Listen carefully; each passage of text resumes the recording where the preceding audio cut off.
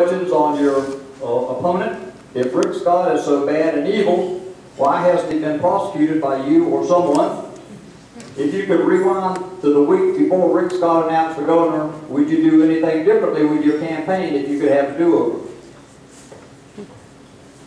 Well, violence to the latter. Secondly, I don't have anything particular I do a do-over. I would, of course, continue to wish I had more money to spend. I don't. I'm not independently wealthy.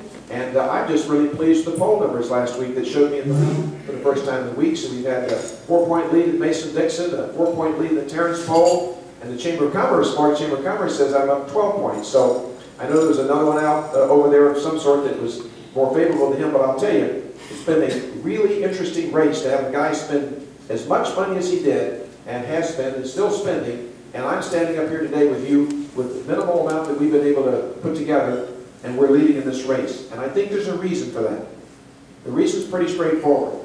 You know, we don't really know who Rick Scott is. You say, why wasn't he prosecuted? That was the first part of the question.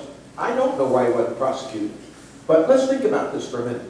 His company was found guilty, admitted to guilt, criminal guilt, and paid a $1.7 billion fine. And those are criminal fines, criminal charges by the federal government after he left.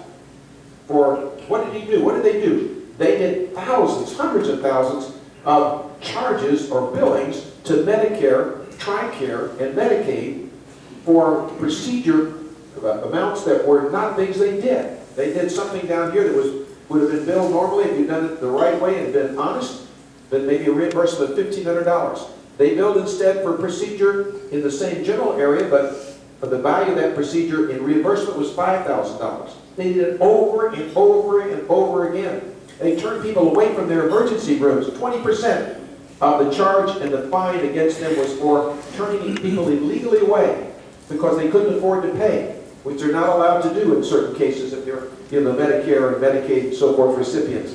And they also were colluding with doctors in ways that were illegal.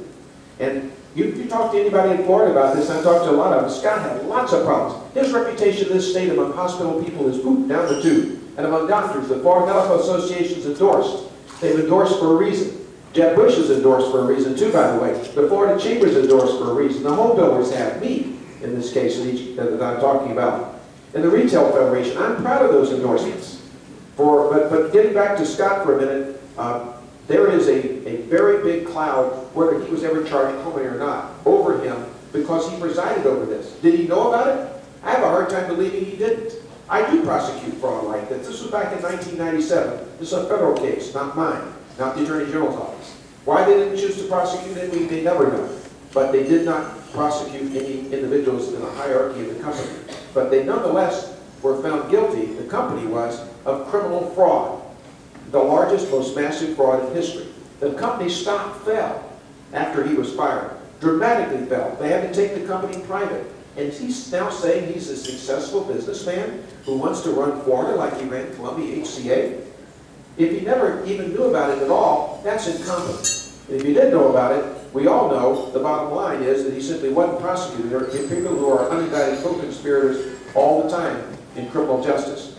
And if you take him up to the present with Solanic, I do not know what this stock walk-in clinic situation is in Florida. He's found and run for several years, but I know there are 10 suits against him. He settled all of them. Only one of them is public now. All of them charged what would be criminal fraud and discrimination in some fashion or another in the way that company was conducted.